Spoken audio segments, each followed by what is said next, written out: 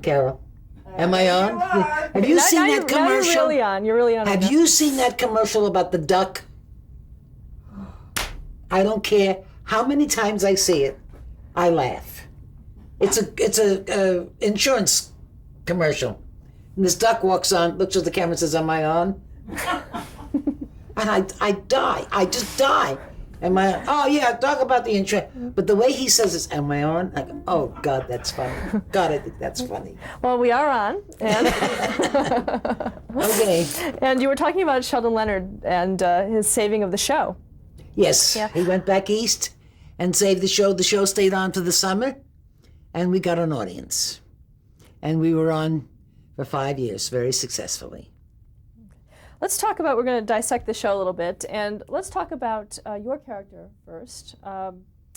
What character did you play on the show? What? What character did you play on the show? I played Sally Rogers, who was one of the writers of the show. One of the writers of the Alan Brady Show, which is who we wrote for. Dick was head writer, and Maury was another writer, and I was the other writer. I was not a secretary. I was a writer. In fact, I was the first women's lib part that was ever on television. I made the same money the boys made.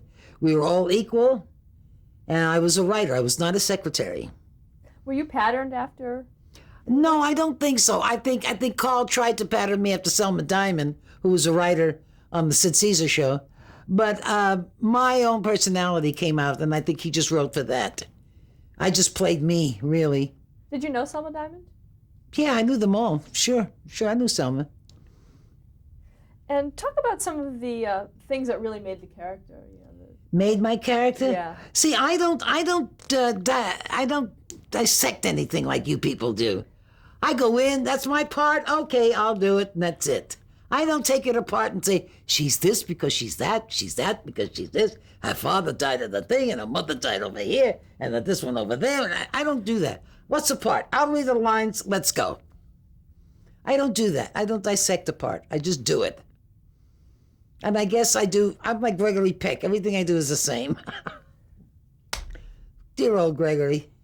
Talk about one of the main parts of the character was Sally Rogers' love life. Sally Rogers' love life was very sad. She went with Herman Glimcher, whose mother was a pain in the neck, and that was her boyfriend. She was always looking for a guy to get married. That part of it was Selma. Selma was always looking for a guy. And Sally was just looking for a man, and not desperately, but funnily enough, as they say. And Herman Glimcher filled that bill whenever she needed somebody to go out with. Did you find people stopping you on the street asking to fix you up or anything like that? People would stop me. I've had people stop me on this, where I went someplace, and I was waiting on line for something, and this woman was behind me, and she said, "Because of you, I became a writer." I said, "I beg your pardon?" She says, "I figured if you could do it as a writer," she says, "I could do it too." And I said, "Well, that's wonderful. I hope you succeed." I had a lot of things happen like that in so many ways. I was out to dinner with my husband and my daughter, and she's going, "Mommy this, Daddy this," and I'm going this and this. And the waitress looks at me and she says, "I'm just like you. I have a cat. I live alone. And I'm looking for a fella." And I'm talking to my husband. I'm talking to my daughter. She's going, "I'm just like you. I have a cat. I do this." And I said, "Oh, fine. Don't go with the guys with the white coats, And she really thought I was that character, which is, I guess, a compliment, And I've had people say because of me, they've become writers. They figured I was the first women's lib, that equal pay, equal this, equal that, So, okay, fine. Had you seen many television writers' rooms at the time? I mean, did you think this was an accurate? No. Never even thought of that. No, we just made our own writing room, I think Carl did that deliberately. I think Carl made us make our own writing room. Because Maury used to lay on the couch, and Dick used to do push-ups, and I used to knit, So. Was all that business something that you brought yourself? I think that's what Carl did. I think Carl suggested those things. Yeah. Also, you had crossword puzzles. That was another. No, nobody ever did crossword puzzles. I knit, Dick did push-ups, and Maury would lay on the couch. And that was it, really. And you said that the hair bow started on the Dick Van Yeah, that's a secret I won't tell you about. I started wearing the hair bow on that show, and I've worn it ever since. And as Vincent Price once said, it's nailed into her head. Have you ever told anyone why you wear it? Do you wear it for public appearances and just when I go out or if I'm working. I don't wear it around the house, if that's what you say. I'm not that nutty. Talk about the principals of the show, the other cast members, and what it was like working with them. Let's start with Dick Van Dyke. Dick was absolutely wonderful. I've never seen Dick angry. I've never heard him say, no, I won't do that. He used to say, is that funny? Is that funny enough? Is that funny? Dick was easy. He'd sit in the corner and doodle all the time. And he's a great artist. Really wonderful thing, caricatures and things like that. In fact, all the things that we used to give out for Christmas, he used to make the caricatures. And he was a pleasure to work with. He was, as I say, I never saw him angry. I never heard him say, no, I won't do that. He was very easy to get along with. Mary and I were we never got very close. You can't get very close to Mary. Mary has her own way of doing things, and that's it. We're friendly. Well, hello, how are you? Fine. Love your blouse. Where'd you get it? Saks? Oh, and that was the end of that conversation. So we never really were very chummy, Mary and I. Mary and me, which is ever proper. I don't know. When Dick did you first... and Dick, Richard Deacon, he was like my older brother. He was absolutely divine. I loved him very, very much. And Jerry Paris also was wonderful. And Ann Morgan, she was terrific. We had a wonderful group. The chemistry of that group is what made that show. Was the chemistry apparent right from the first day you all got together? Can you talk about that, the first time you all... No, I can't because I don't know how it happened. I can't explain to you how it happened. It just got to be very close and everybody knew how to work with everybody else. In fact, when John Rich came on to direct, and Carl said, do you know anybody here? And I said, I'll cut my nails to John, because that's when I first met John. And he told them the story, the Gunsmoke story. And he says, oh, well, that's good. So everything was always very, with one another. Nothing was ever strained with anybody. I think one time, Maury, with one of the directors that we had as a guest director, told Maury that he had to be an irate man. And Maury says, I'm not an irate man. I'm not that kind of a person. I would never act like that. I would never do that. And he said, well, I want you to get mad. I want you to do this. And he said, I don't do that. That's not my character. And then Sheldon came on the set and he said, leave him alone. Let him play it the way he wants. And that was the end of that. That's the only time I could ever remember any kind of upheaval in any way. But the directors that we got were just wonderful. And everybody got along just great. Robert Vaughn came on the show. And we changed so much during the week that I went over to him and I said, don't learn the script because there are so many changes, And he said, oh, okay. I said, this is Wednesday or Thursday, whatever it was. I said, we'll do the thing. We'll do the run through Friday and they'll change it and you'll get a script Saturday in the mail. They'll deliver it. And then Monday when we do the blocking, you'll get another script. Because we change all the time. We were writing all the time. He came in the next day. He knew the script letter perfect. And we all looked at one another. It was, we're all carrying scripts yet. And he's going, some of us are doing his lines, and all of a sudden there's no line. And I said, that's been changed. Oh, what is the line now? And I told him. Then another thing, he says, that's been changed. Oh, what is that line? No, I said, I told you not to learn the script, didn't I? Because we changed. Comes in the next day, letter perfect with the new script, which was all changed again. And he was going bananas because he couldn't understand it. And finally, the last day, he said, I don't know how you people do this. You keep changing every day. And we did that with Everett Sloan, too. He was in the makeup room. And I went in and I said, Everett, I'm not going to sit down on that line. I'm going to get up and go to the door and whatever. And he said, okay, it's being made up. Dick comes in. He says, oh, Everett, we've changed it. Rose is going over to the door. And he says, right, gotcha. And then Maury came in and said, and Rose is going to do this and we're going to do that. We're changing this and we're going to do that and do that. And he said, fine. And then 5 minutes later we heard, ah! How do they do that? So those are the two incidences on the show. So how did you do it? I don't know. I can't explain it. We were so used to working with one another, we learned how to work with one another. We learned how to almost feel what the other person was feeling. You just knew what they were going to say, knew what they were going to... That's what you call good chemistry. When you know what the other person is thinking and what the other person's going to do. I had that with an actress friend of mine in Chicago that I worked with. And she would know just exactly what I was going to do, and I would know exactly what she was going to do, and we would just go with the two. The name was Carol Olmsted, and she knew exactly what to do and say. Was there a lot of ad-libbing on the set? We did to a degree. We ad-libbed and kibitzed around during rehearsal, but when we shot the show, it was right on. Can you talk about the rehearsal process for the show? Talk about what? The rehearsal process for the show. We started in on Thursday, I think, in the morning at 10 o'clock. We read next week's script first. We'd break and have a donut and a cup of tea or coffee. Then we read this week's script, which we had read last week, with the corrections. And that would go on till about lunchtime. Then we'd break for lunch. Then we'd come back and we'd get up on our feet, holding script in hand, and try to find where we're going to stand and what we're going to do. And that was Thursday. Then Friday, we would come in about 10 o'clock and go through everything that we did the day before and do a run-through at 3 or 4 o'clock for Sheldon. Not like today. Today, when you do a television show, they do 2 run-throughs with an audience. And we never did that. We just did it for our own people, for Sheldon to see, because he was producer, to see how it was.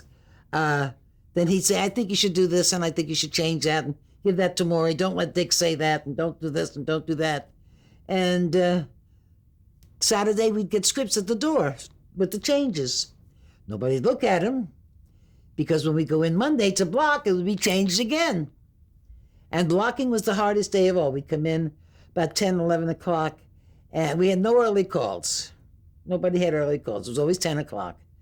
Come in, and we'd go over with the camera. We'd do scene 1, all the blocking. That took endless time to move the cameras because we worked with 4 cameras. And then we'd break for lunch, and then we'd break for dinner, come back and do a run-through again for Sheldon, no audience.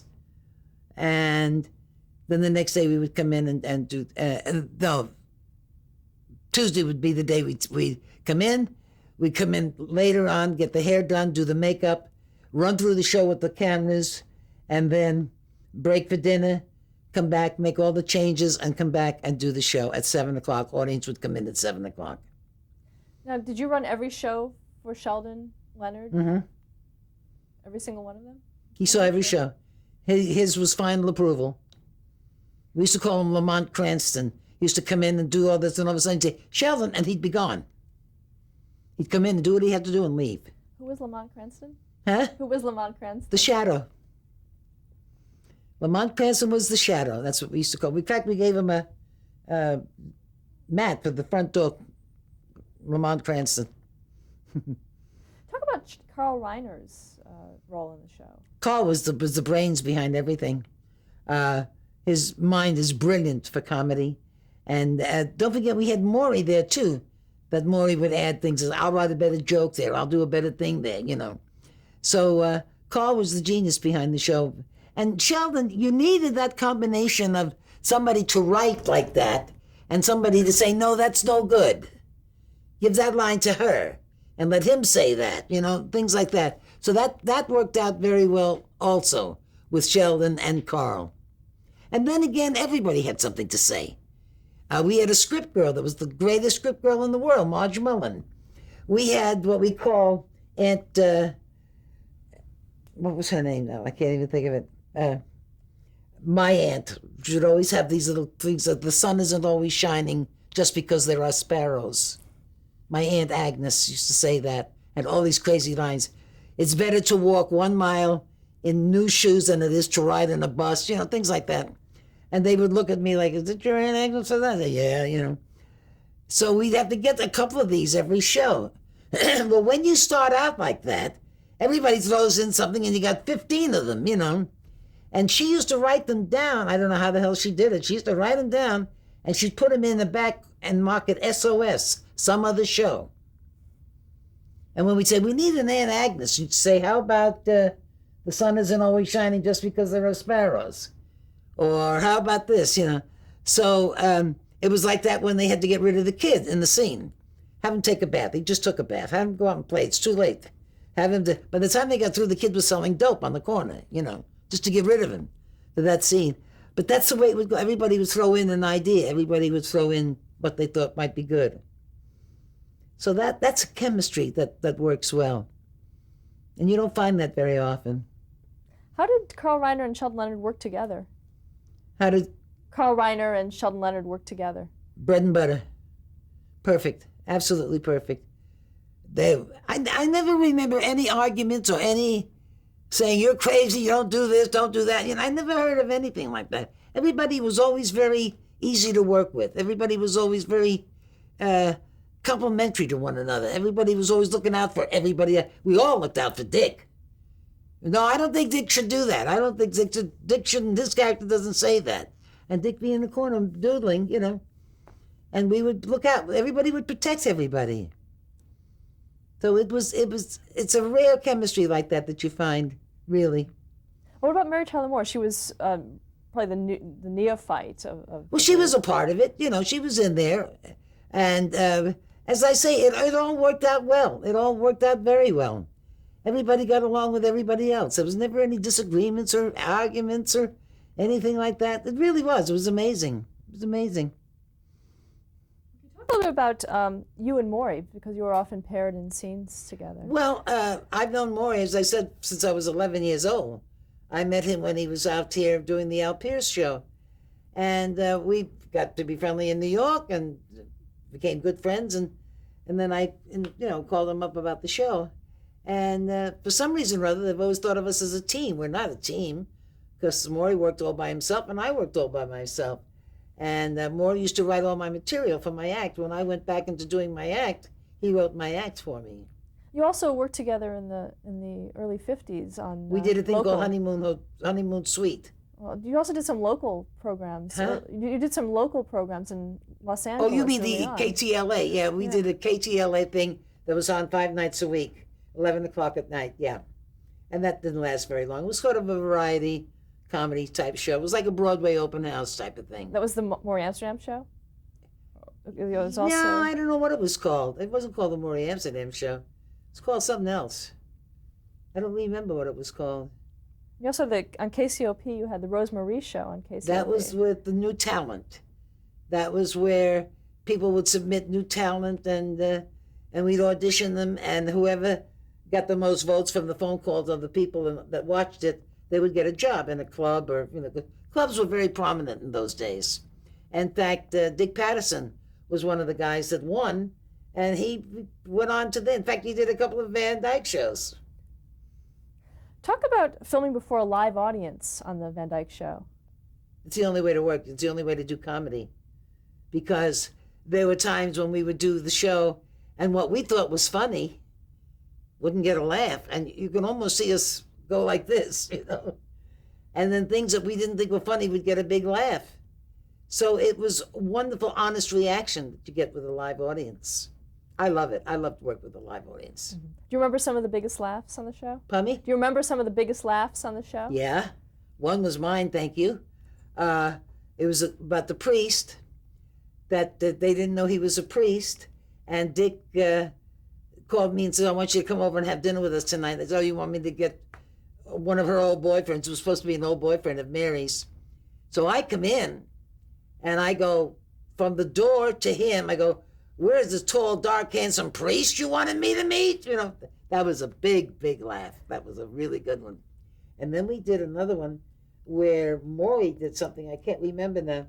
Oh, it was when he had the baby, when he was getting ready to go to the hospital to have the baby. Maury had to Dick gave his suit to the cleaners to be pressed because he was sleeping in it.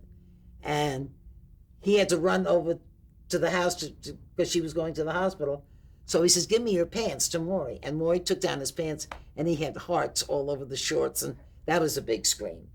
And we had to cut and start all over again. So that was another big laugh. Also, with audiences, did you ever warm them up at all? Oh, yeah. We would do a whole thing with them. They'd come in at 7 o'clock. We'd introduce Carl. Carl would introduce the cameramen. Even the cameraman got an introduction. This is camera 1, this is camera 2, this is camera 3, camera 4. And then he'd introduce everybody in the show. And then we'd say, let's go. And we'd still do the first scene. And then after that, we would do if the loading of film, because the film only ran 9 minutes, we'd have to reload and then, or a change of clothes or something. Maury and I would go out and keep the audience going, or Carl would go out and keep the audience going. Sometimes Danny would come in and keep the audience going, It was very, very close, very nice. Where was the show filmed? Where was the show filmed? Desilu, Stage 8. And it was there for the entire time? Uh-huh. And talk about a little bit more about the directors. John Rich. John Rich, one of the best comedy directors in the business, if not the best. And then Jerry Paris took over, and he was very good. We had 1 or 2 odd men do the show, but basically it was Jerry and John Rich. Did Jerry or John bring anything specific to the show? Well, John put the show together because he was the first director we had. We did the first 3 shows with Sheldon directing. But John, because I asked him about it, he made everybody, what is your relationship with her? What is his relationship with you? So that everybody knew what their relationship was. That's a good director that does that. And he's a great comedy director. He's one of the best. How was Sheldon Leonard as a director? Very, very good. Very, very good. Very precise, very definite. No kidding around. He used to tell me, don't do this, don't do that. And he'd leave me out of it. And I'd say, don't you have anything for me? He says, get better. Just be better. And I said, why does he say that to me, And then one time I did a scene with Mary, and he called me over. He says, that's one of the best scenes I've ever seen you do. I said, did I get better? He says, yeah, you're better. He was very subtle. If you did his interview, you know what kind of a man he was. Talk about some of the writers on the show, starting with basically Carl. We had Carl, and then Maury would throw in 2 cents, In fact, we all had a part of writing some of it, somewheres along the line. And then, as I said, we read next week's script first, and then we'd read this week's script. We'd read next week's script first and make all the comments on it, so that next week when that script would come in, it would be all changed over to the new things. So we were always a week ahead. But we had many writers. We had wonderful writers. Gary Marshall, Jerry Belson, what the hell is his name? We had brilliant writers, really very good writers. Sam Denoff? They're okay. Bill Persky? Yeah, okay. Bill Idelson, who also played... Billy was very good. Usually an actor is very good at directing because he knows what problems an actor goes through. Usually they know. What were some of your favorite episodes of the show? One is called Roses and Rye Bread. The Christmas show. What was Roses and Rye Bread about? Was about the delicatessen man who was in love with me and who I couldn't see for anything and was embarrassing because he was so sweet and so nice and I couldn't be bothered with him and didn't want to hurt his feelings. Another was the Twizzle show. Another was the Christmas show. Another was the Haunted House show. I have several, yeah. Can you describe a few of them? The Twizzle show? Huh? What was the Twizzle show? Can you describe a few of them? Describe it? The show, yeah, the basic. The Twizzle show was Jerry Lannon, who was a singer, young singer, who sang in a bowling alley, and while the hamburgers were sizzling, they would do the twist. That was called the Twizzle, and we put him on the air with Alan Brady. Roses and rye bread, you know what that is. The Christmas show was a combination of everybody doing a bit, a cameo bit. I sang a song, Mary and Dick did a number together, then we did a number, all of us, the four of us did the four musicians, we did that.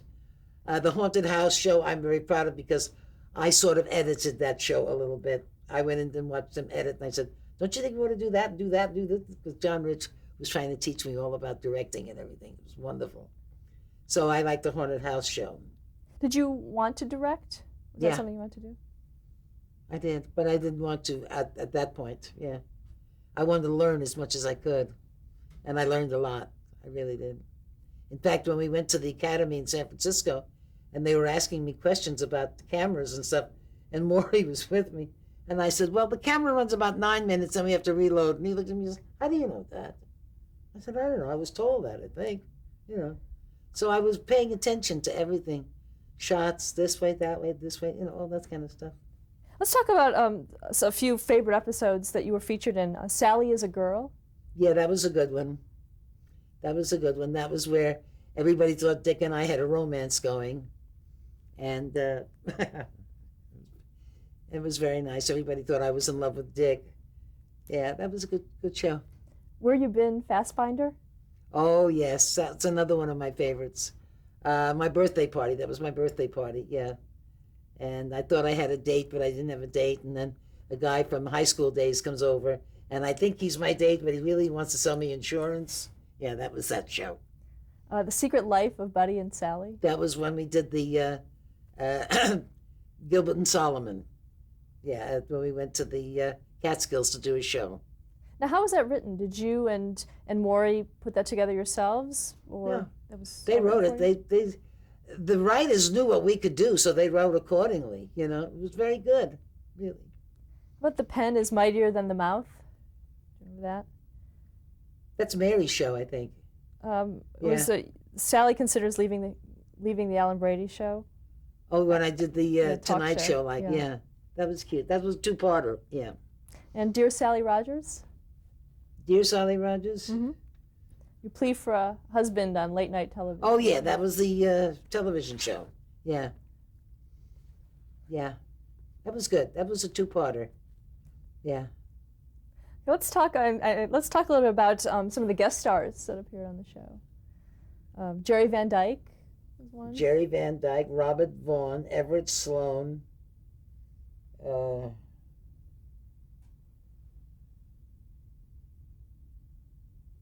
Can't think of the girl that sang. Can't think of any right now. Paul Tripp? Who? Paul Tripp. Oh, yeah, he played one of my boyfriends. Paul Tripp. Jamie Farr? Oh, Jamie was a coffee guy, yeah. Yeah, I'd say I don't think of them as guest stars. Isn't that funny? I think of them as being on the show. That's strange. Weird. Okay, let's stop there to change the tape.